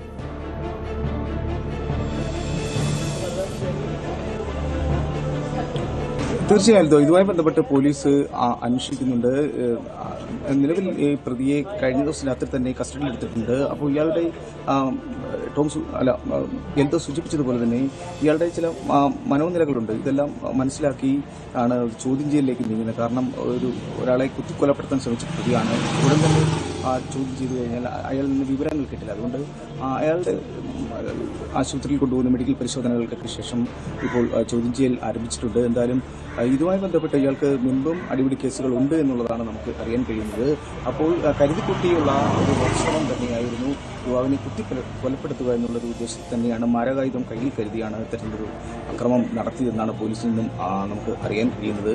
എന്തായാലും ഈ സംഭവ സ്ഥലത്ത് വെച്ച് തന്നെ ഇയാളെ പോലീസ് കസ്റ്റഡിയിൽ എടുത്തിട്ടുണ്ട്, വിശദമായി ചോദ്യം ചെയ്ത് വരുന്നുണ്ട്. അപ്പോൾ ഇന്ന് തന്നെ ഇയാളെ കോടതിയിൽ ഹാജരാക്കും, റിമാൻഡ് തുടങ്ങിയ നടപടിക്രമങ്ങളിലേക്ക് നീങ്ങും എന്നാണ് നമുക്കറിയുന്നത്. എന്തായാലും വധശ്രമം അടക്കമുള്ള വകുപ്പുകളാണ് ഇപ്പോൾ ചുമത്തിയിരിക്കുന്നത്. ഞാൻ നേരത്തെ സൂചിപ്പിച്ചതുപോലെ കുത്തേറ്റ ശംഭുവിന്റെ ആരോഗ്യസ്ഥിതി മെച്ചപ്പെട്ട് വരുന്നുണ്ട്. തീവ്രപരിചരണ വിഭാഗത്തിൽ ചികിത്സയിൽ കഴിഞ്ഞു വരുന്നതാണ് നമുക്ക് ആശുപത്രിയിൽ നിന്നും അറിയാൻ കഴിയുന്നത്. ശരി, എന്നാലും ആരോഗ്യം വീണ്ടെടുത്ത് പൂർണ്ണ ആരോഗ്യക്ഷമതയിലേക്ക് യുവാവ് ഇറങ്ങിയെത്തട്ടെ എന്ന് നമുക്ക് ആഗ്രഹിക്കാം. ഈ പ്രതി സന്ദീപ്, അദ്ദേഹത്തിൻ്റെ ചിത്രമാണ് കണ്ടത്. ഇയാൾ പക അത് ഇത്രമാത്രം കനലായി സൂക്ഷിച്ച് ഒരു വർഷത്തോളം കാത്തിരുന്ന് ആയുധം കരുതിക്കൊണ്ടുവന്ന് ഉപദ്രവിക്കുക, വധിക്കാൻ ശ്രമിക്കുക തന്നെയാണ്, അല്ലെങ്കിൽ നെഞ്ചിൽ കുത്തുകയരുത്. അപ്പോൾ അത്തരത്തിലുള്ളൊരു ശ്രമമൊക്കെ ഉണ്ടാകുക എന്ന് പറയുന്നത് അമ്പരപ്പിക്കുന്നതാണെങ്കിലും ഈ ക്ഷേത്ര ഉത്സവത്തോടനുബന്ധിച്ച് നടന്ന ഒരു അതിക്രമത്തിൻ്റെ വാർത്തയാണ് വിനീഷ് കൊല്ലത്തുനിന്ന് റിപ്പോർട്ട്. ശബരിമല കൊടിമര പുനർനിർമ്മാണത്തിൽ വിജിലൻസ് മോഹൻലാലിൻ്റെയും ദിലീപിൻ്റെയും മൊഴിയെടുത്തു. കൊടിമര നിർമ്മാണത്തിന് സ്വർണം നൽകിയിരുന്നതായി മോഹൻലാൽ മൊഴി നൽകി. സുരേഷ് ഗോപി അറിയിച്ചത് അനുസരിച്ചാണ് സുഹൃത്തു വഴി സ്വർണം നൽകിയത്. കൊച്ചിയിൽ വെച്ചാണ് ദിലീപിന് മൊഴിയെടുത്തത്. കൊടിമര പുനർനിർമ്മാണത്തിനായി 27 പേരാണ് സ്വർണം സംഭാവനയായി നൽകിയത്. ഡാൻ കുര്യൻ വിവരങ്ങൾ ചേരുന്നു. ഡാൻ, ഈ മോഹൻലാലിൻ്റെയും ദിലീപിൻ്റെയും മൊഴിയെടുത്തു എന്ന് പറയുമ്പോൾ അത് ഏത് സാഹചര്യത്തിലാണ്, ഏത് സംഘമാണ്?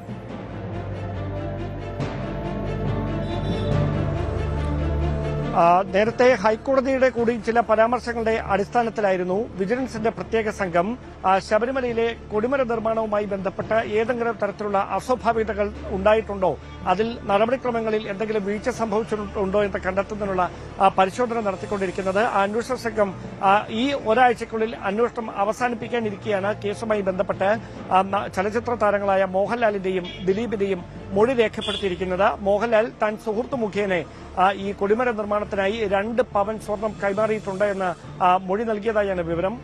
സുരേഷ് ഗോപിയാണ് തന്നോട് ഇത്തരത്തിൽ ഒരു അവസരമുണ്ട്, കൊടിമര നിർമ്മാണത്തിന് സ്വർണം സംഭാവന ചെയ്യാൻ അവസരമുണ്ട് എന്ന കാര്യം പറഞ്ഞത്. അതിന് പ്രകാരമാണ് ഈ 2 പവൻ സ്വർണം താൻ സുഹൃത്തു മുഖേന ഈ ദേവസ്വം അധികൃതർക്ക് കൈമാറിയത് എന്നുകൂടി മോഹൻലാൽ മൊഴി നൽകിയതായാണ് വിവരം. സമാനമായ തരത്തിൽ കൊച്ചിയിൽ നിന്നാണ് ദിലീപിന്റെ മൊഴി രേഖപ്പെടുത്തിയത്. ദിലീപും സ്വർണം സംഭാവന നൽകിയിട്ടുണ്ടെന്നാണ് മൊഴി നൽകിയിരിക്കുന്നത്. ഇത്തരത്തിൽ 27 പേരുടെ കയ്യിൽ നിന്ന് കൊടിമര നിർമ്മാണവുമായി ബന്ധപ്പെട്ട് സ്വർണം സംഭാവനയായി സ്വീകരിച്ചിട്ടുണ്ട് എന്നാണ് വിവരം. അതിന്റെ അളവ്, മറ്റ് കണക്കുകൾ, അതിന്റെ മൂല്യമൊക്കെ വിജിലൻസ് സംഘം പരിശോധിക്കുന്നുണ്ട്. ഇതിൽ ഒരു പ്രധാനപ്പെട്ട കാര്യം, ഇങ്ങനെ സംഭാവന സ്വീകരിച്ചതിന് കൃത്യമായി രസീതുകൾ നൽകണം എന്നുള്ളത് ദേവസ്വം മാനുവലിൽ എടുത്തു പറഞ്ഞിട്ടുള്ള കാര്യമാണ്. പക്ഷേ ആ മാനുവൽ അനുസരിച്ച് ഈ രസീത് നൽകാൻ കഴിയാതെ പോയ ഒരു സാഹചര്യം പല സംഭവങ്ങളിലും ഉണ്ടായിട്ടുണ്ട്. അല്ലെങ്കിൽ പലരുടെ കയ്യിൽ നിന്ന് സംഭാവന സ്വീകരിച്ചപ്പോഴും അതിന് യഥാക്രമം രസീതുകൾ നൽകിയിട്ടില്ല എന്ന ഒരു സംശയമാണ് വലിയൊരു ആക്ഷേപമായി ഉയരുന്നത്. അതിനെക്കുറിച്ചടക്കം വിശദമായ അന്വേഷണമാണ് വിജിലൻസിന്റെ പ്രത്യേക സംഘം നടത്തിക്കൊണ്ടിരിക്കുന്നത്. ഡാൻ, ഈ മൊഴി നൽകിയതിൽ ഈ സ്വർണം നൽകിയെന്ന് മോഹൻലാൽ പറഞ്ഞു, ഇനി ദിലീപ് ഉൾപ്പെടെ. അപ്പോൾ ഇത് ഏത് വഴിയാണ് അല്ലെങ്കിൽ ആർക്കാണ് നൽകിയത്, രസീത് നൽകിയില്ല എന്നുള്ള വിവരമൊക്കെ ഈ അന്വേഷണ സംഘത്തോട് അവർ മൊഴിയെ നൽകിയിട്ടുണ്ടോ?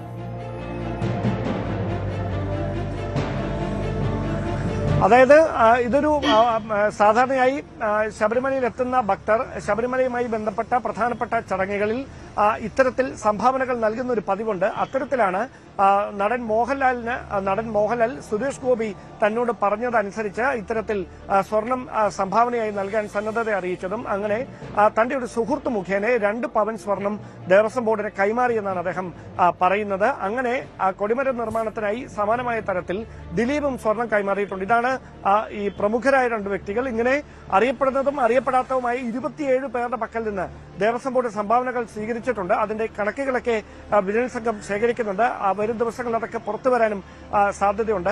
നിലവിലെ സൂചനകൾ അനുസരിച്ച് ഈ സംഭാവനകൾ സ്വീകരിച്ച ശേഷം ഇവർ രസീത് കൈമാറിയിട്ടുണ്ടോ എന്നതാണ് ഇതിലെ ഏറ്റവും പ്രധാനപ്പെട്ട ഒരു കാര്യം. കാരണം അങ്ങനെ കൈമാറിയിട്ടുണ്ടെങ്കിൽ മാത്രമേ അതിനൊരു ഓഡിറ്റബിൾ ഡോക്യുമെന്റായി മാറുകയുള്ളൂ. അത് സംഭവിച്ചിട്ടുണ്ടോ എന്നാണ് വിജിലൻസ് പരിശോധിക്കുന്നത്. കാരണം എത്ര സ്വർണം വീതമാണ് ഓരോ വ്യക്തികളുടെയും പക്കൽ നിന്ന് കൈപ്പറ്റിയിട്ടുള്ളത് അത് കൃത്യമായി ദേവസ്വം രജിസ്റ്റർ രേഖപ്പെടുത്തിയിട്ടുണ്ട്. ഇതടക്കമുള്ള കാര്യങ്ങൾ കൂടി അവർ പരിശോധിക്കുന്നുണ്ട് എന്നാണ് സൂചന. ശരി, ഡാൻ കുര്യനാണ് ഇവர்கள் നൽകിയത്. മോഹൻലാലിന്റെയും ദിലീപിന്റെയും മൊഴി രേഖപ്പെടുത്തിയിട്ടുണ്ട്. അവിടെ കൊടിമര പുനർനിർമ്മാണം ശബരിമലയിൽ അവിടെ സംഭാവന നൽകിയ സ്വർണത്തിന്റെ വിശദാംശങ്ങൾ, അതിന്റെ വിവരങ്ങൾ ആരായുകയായിരുന്നു വിജിലൻസ്. ഡാൻ കുര്യൻ, തിരുവനന്തപുരത്ത് നിന്ന്. ഇടുക്കിയിൽ സ്ത്രീകൾക്ക് നേരെ DCC അംഗത്തിന്റെ നേതൃത്വത്തിൽ ആക്രമണം. രാജകുമാരി കുമ്പപ്പാറയിൽ കഴിഞ്ഞ രാത്രിയായിരുന്നു സംഭവം. വഴിതർക്കത്തെ തുടർന്നാണ് ഇങ്ങനൊരു ആക്രമണം ഉണ്ടായത്. പ്രിൻസ് ജെയിംസ് വിവരങ്ങളുമായി ചേരുന്നു. പ്രിൻസ്, അവിടെ CCTV ആണെന്ന് തോന്നുന്നു, വ്യക്തമായി കാണാൻ കഴിയുന്നുണ്ട്. അവിടെ എന്തോ വടി പോലുള്ള ആയുധങ്ങളോ എന്തോ ഉപയോഗിച്ച് മർദ്ദിക്കുന്നതായി തോന്നുന്നു. എന്താണ് സംഭവിച്ചത് അവിടെ? ഈ സ്ത്രീകൾക്കുൾപ്പെടെ മർദ്ദനമേറ്റു എന്നാണോ? എൽദോ, സ്ത്രീകൾക്ക് മാത്രമാണ് പരിക്കേറ്റിരിക്കുന്നത്. സ്ത്രീകൾ മാത്രമുള്ള ഒരു സമയത്തായിരുന്നു ഈ സംഭവം നടക്കുന്നത്. കഴിഞ്ഞ രാത്രിയിലായിരുന്നു ഈ സംഭവം. ഒരു 16-കാരി അടക്കം 5 പേർക്കാണ് ഇപ്പോൾ കഴിഞ്ഞ ദിവസത്തിലെ ആക്രമണത്തിൽ പരിക്കേറ്റത്. പ്രാദേശിക കോൺഗ്രസ് നേതാവ് മണ്ഡലം പ്രസിഡന്റുമായ ഷാജി കൊച്ചുവരവട്ടിന്റെ നേതൃത്വത്തിലുള്ള കുറച്ച് പേരാണ് കഴിഞ്ഞ രാത്രി ഈ പ്രദേശത്ത് സ്ത്രീകൾ എത്തിയിട്ട് ഇവിടെ ഒരു വഴിത്തർക്കം നിലവിലുണ്ടായിരുന്നു. ഈ ഷാജി കൊച്ചുവരവട്ടിന്റെ ഈ പ്രദേശത്തൊരു സ്ഥലമുണ്ട്. അതിലേക്ക് പോകുന്നൊരു വഴിയുമായി ബന്ധപ്പെട്ട് നാട്ടുകാരുമായി ചില തർക്കങ്ങളൊക്കെ നിലവിലുണ്ടായിരുന്നു.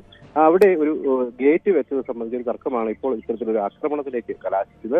ഈ ഗേറ്റ് ഇളകിയത് സംബന്ധിച്ച് പ്രശ്നമുണ്ടാവുകയും ഇത് ഈ വീട്ടുകാരാണെന്നുള്ള രീതിയിലുള്ള ആരോപണങ്ങളൊക്കെ ഉയരുകയും ചെയ്തിരുന്നു. ഇത് സംബന്ധിച്ച് കഴിഞ്ഞ ദിവസം തന്നെ രാജാക്കാട് പോലീസിൽ ഇത് ഈ പരാതി എത്തുകയും തുടർന്ന് ചർച്ചയ്ക്കൊക്കെ ഇവരെ വിളിക്കുകയും ചെയ്തിരുന്നു. ഇന്ന് സ്റ്റേഷനിലേക്ക് എത്തണമെന്നും നിർദ്ദേശിക്കുകയും ചെയ്തിരുന്നു. അതിനിടയ്ക്കാണ് കഴിഞ്ഞ രാത്രിയിൽ ഈ ഷാജി കൊച്ചുവരവട്ടെന്ന കോൺഗ്രസ് നേതാവിന്റെ നേതൃത്വത്തിലുള്ള കുറച്ച് പേർ ഇവരുടെ വീടിന് സമീപം എത്തിയത്. ബിന്ദു എന്ന് പറഞ്ഞ ഒരാളുടെ വീടിന്റെ സമീപം എത്തുകയായിരുന്നു. ഇതിനുശേഷമാണ് ഈ ആക്രമണം നടത്തുന്നത്. 5 പേർക്കാണ് ഈ ആക്രമണത്തിൽ പരിക്കേറ്റത്. അതായത് പ്രദേശ രാജകുമാരി, കുമ്പപ്പാറ സ്വദേശിയായ സുധിയുടെ അമ്മ സുധ, മാധു സഹോദരി പൊന്നമ്മ, അയൽവാസി അയൽവാസി ബിന്ദുവിന്റെ മകൾ എന്നിവർക്കാണ് പരിക്കേറ്റത്. ഇവർ പിന്നീട് ഈ സംഭവത്തിന് ശേഷം ഇവർ രാജാക്കാട് പോലീസിൽ വിവരം അറിയിക്കുകയും തുടർന്ന് പോലീസ് എത്തിയാണ് ഇവരെ ആശുപത്രിയിൽ എത്തിക്കുകയും ചെയ്തത്. ഇവർ രാജകുമാരിലെ സ്വകാര്യ ആശുപത്രിയിൽ ചികിത്സ തുടരുകയാണ്. എന്തായാലും രാത്രിയിലാണ് സംഭവം. ഏകദേശം 10 രാത്രിയോട് അടുത്തൊരു സമയത്താണ് ഇത്തരത്തിൽ നിരവധി ആളുകൾ ഈ വീട് സമീപത്തേക്ക് എത്തുകയും ആക്രമണം അഴിച്ചിടുകയും ചെയ്ത ഒരു സാഹചര്യം ഉണ്ടായത്. കൊച്ചുകുട്ടികളടക്കം ഇവരുടെ കയ്യിലുണ്ടായിരുന്നു. ആ സമയത്താണ് ഇത്തരത്തിലൊരു ആക്രമണം ഉണ്ടായത്. പ്രത്യേകിച്ച് പോലീസിന്റെ പരിഗണനയിൽ ഒരു പരാതി ലഭിക്കുന്നു. അതിനെക്കുറിച്ചുള്ള വിശദമായ അന്വേഷണത്തിൽ കാര്യങ്ങൾക്കുമായി അടുത്ത ദിവസം സ്റ്റേഷനിലേക്ക് എത്താൻ അറിയിച്ചിരുന്നു. അല്ലെങ്കിൽ അതിനെക്കുറിച്ച് ചർച്ച ചെയ്യാനൊക്കെയായി പോലീസൊക്കെ ഇവരെ ഇരുകൂട്ടരെയും അറിയിച്ചിരുന്നു. ആ ഒരു സമയത്താണ് ഇത്തരത്തിലൊരു ആക്രമണം നടത്തിയിരുന്നും ഒരു കാര്യമാണ് കൂടിയുണ്ട്. എന്തായാലും ഈ വിഷയത്തിൽ രാജാക്കാട് പോലീസ് അന്വേഷണം ആരംഭിച്ചിട്ടുണ്ട്. എന്താണെങ്കിലും ഇരുട്ടിന്റെ മറവിലെത്തി വഴിതർക്കം പരിഹരിക്കേണ്ട ഒരു നേതാവല്ലല്ലോ, ഒരു DCC അംഗമല്ലേ. ഇദ്ദേഹം എന്തെങ്കിലും പ്രതികരിച്ചോ ഈ വിഷയത്തിൽ? ഈ വിഷ്വലൊക്കെ പുറത്തു വന്നപ്പോൾ അതിനെ നിഷേധിക്കുകയും പ്രയാസകരമാണ്. എന്നാലും അത് രാത്രിയിലാണ്, സ്ത്രീകൾ മാത്രമുള്ള സമയത്താണ്, അതൊക്കെ സ്പഷ്ടമാണ് ആ വിഷ്വലിൽ. അപ്പോൾ പിന്നെ എന്താണ് ഇതിനോടൊരു മറുപടി എന്നോ അല്ലെങ്കിൽ ഏത് തരത്തിലാണ് ഈ പ്രതികരണം വരുന്നത് കോൺഗ്രസിന്റെയും DCCയുടെയും ഭാഗത്ത്? എന്തോ കോൺഗ്രസിന്റെയോ അല്ലെങ്കിൽ പ്രാദേശിക നേതാവിന്റെയോ ആക്രമണം നടത്തിയ പ്രാദേശിക നേതാവിന്റെയോ ഭാഗത്തുനിന്ന് യാതൊരുവിധ പ്രതികരണവും ഉണ്ടായിട്ടില്ല. പ്രത്യേകിച്ചും ഈ ദൃശ്യങ്ങളിലൊക്കെ നേതാവ് അടക്കമുള്ളവർ ഉണ്ട്. അതുകൊണ്ട് തന്നെ അത്തരത്തിലുള്ള ഒരു പ്രതികരണവും ഇവരുടെ ഭാഗത്തുനിന്ന് ഉണ്ടായിട്ടില്ല. എന്തായാലും ഈ ഷാജി കൊച്ചുവരോട് എന്ന് പറയുന്ന നേതാവിന്റെ ഉടമസ്ഥയുള്ള ഒരു ഭൂമിയിലേക്ക് പോകുന്ന ഒരു വഴിയാണ്. അതുമായി ബന്ധപ്പെട്ട ഒരു തർക്കമാണ്. അത് ഇദ്ദേഹം വില കൊടുത്ത് വാങ്ങിയതാണെന്നും അത്തരത്തിൽ വഴിയുടെ ചില ഭാഗങ്ങളിൽ ആവശ്യത്തിന് വീതിയില്ല എന്നും ഒക്കെയുള്ള ആരോപണങ്ങൾ ഇതുമായി ബന്ധപ്പെട്ട് നിൽപ്പുണ്ട്. എന്തായാലും ആ വിഷയങ്ങൾ എന്തായാലെങ്കിൽ പോലും അത് പോലീസിന്റെ പരിഗണനയിലാണ്. അത് സംബന്ധിച്ച് പരാതിപ്പെട്ടിട്ടുണ്ട്. അത് വിശദമായി അത് സംബന്ധിച്ചുള്ള ചർച്ചകൾ നടത്താമെന്ന് പോലീസുമായി കൂടിയാലോചിച്ച് ഇരുകൂട്ടരും കഴിഞ്ഞ ദിവസം തന്നെ സംഭവിച്ചിരുന്നു. അതിന് പ്രകാരം ഇന്ന് അതിനായി ചെല്ലാനും അറിയിച്ചിരുന്നു. ആ സമയത്ത് തന്നെയാണ് ഇത്തരത്തിലുള്ള ആക്രമണം. രാത്രിയുടെ മറവിൽ പ്രത്യേകിച്ചും ഒരു 10-11 മണിയോട് അടുപ്പിച്ചൊരു സമയത്ത് ഒരു സംഘം ആളുകൾ എത്തുന്നു.